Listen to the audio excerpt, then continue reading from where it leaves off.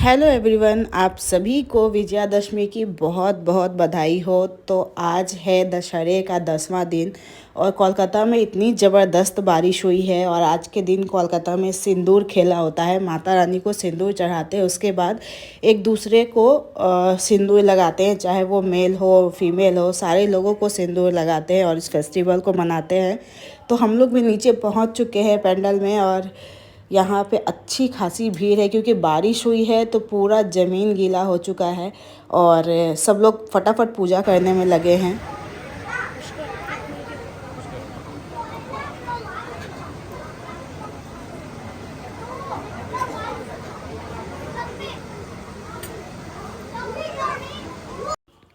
कैसे 9 दिन बीत गया पता ही नहीं चला और आज है माता रानी की विदाई। तो यहाँ हम लोग अपने अपने तरीके से उनको जैसे बोलते हैं ना, उनकी उनकी विदाई देना, उनका खोइचा देना, ये सब चीज़ें कर रहे हैं हम। और उनको सिंदूर लगा के फिर हम लोग खुद सिंदूर एक दूसरे को लगाएंगे। तो यहाँ मेरा हो चुका है और सारे लोग, बहुत लोग लाइन में लगे हुए हैं क्योंकि लंबी लाइन है सोसाइटी में। सारे लोग एक एक करके माता रानी का वरण कर रहे थे और बस यही सब चीज़ें थी। बहुत ख़राब थोड़ा सा लग जाता है ना, 9 दिन आप पूजा में लगे थे फिर अचानक से माता रानी चली जाती हैं तो ऐसा लगता है कि कुछ चीज़ छूट गया। मतलब कोई आए था घर में, बहुत स्पेशल गेस्ट, और वो 10 दिन रह के चला गया, तो वैसी वाली फीलिंग आती है।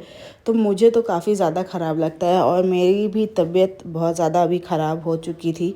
फ़ीवर था आज मुझे सुबह में, लेकिन मैंने सोचा कि आज लास्ट डे है तो कल से दवा खा लूँगी। आज तो चली जाती हूँ माता रानी को विदाई देने।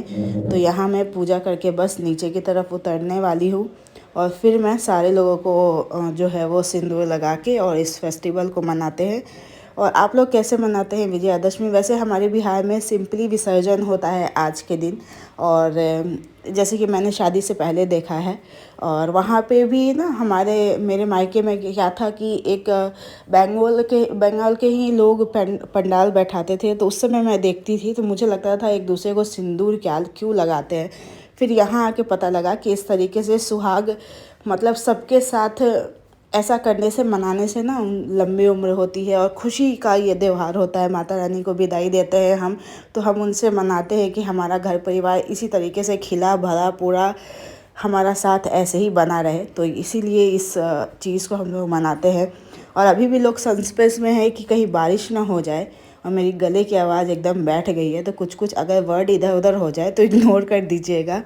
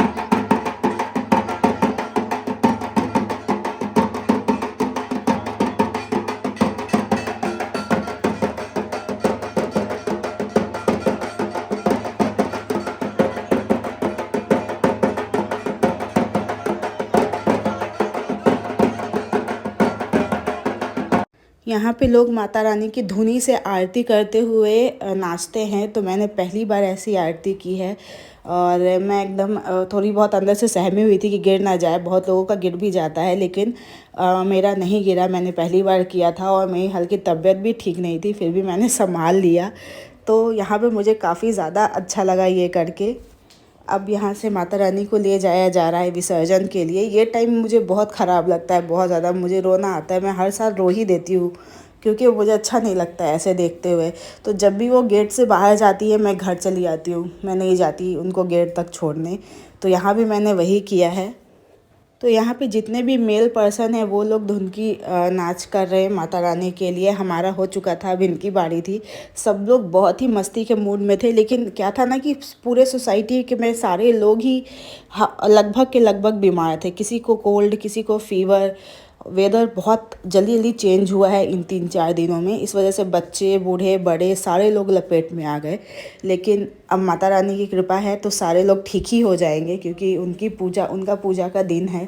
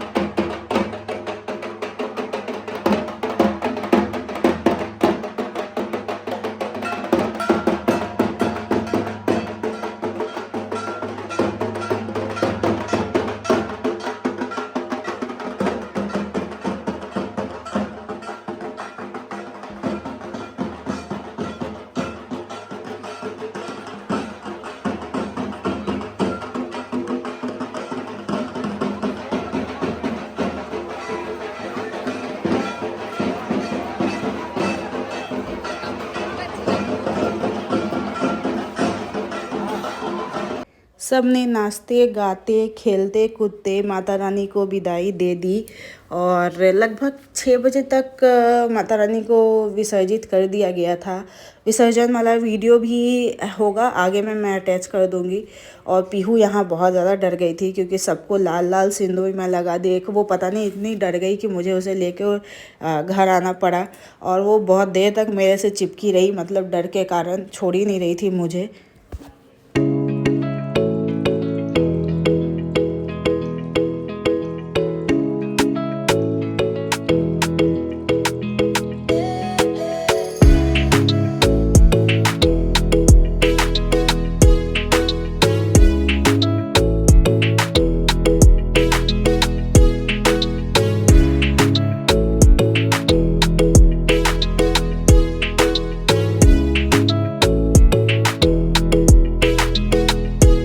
अगले साल फिर मुलाकात होगी इस उम्मीद के साथ, और हर चीज़ ठीक रहे इस कामना के साथ। यहाँ पे माता रानी को हम लोग विदाई देते हैं, और इससे ज़्यादा मैं कुछ बोल ही नहीं पाऊँगी। तो सब लोग स्वस्थ रहे, साथ रहे, मस्त रहें। जय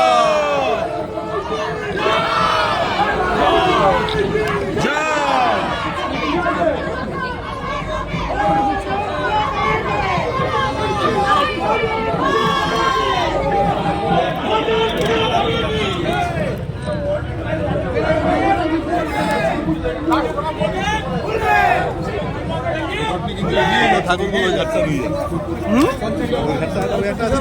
হ্যাঁ ছোট ছোট দোয়া আচ্ছা ওইদিকে এখানে তো আছে হ্যাঁ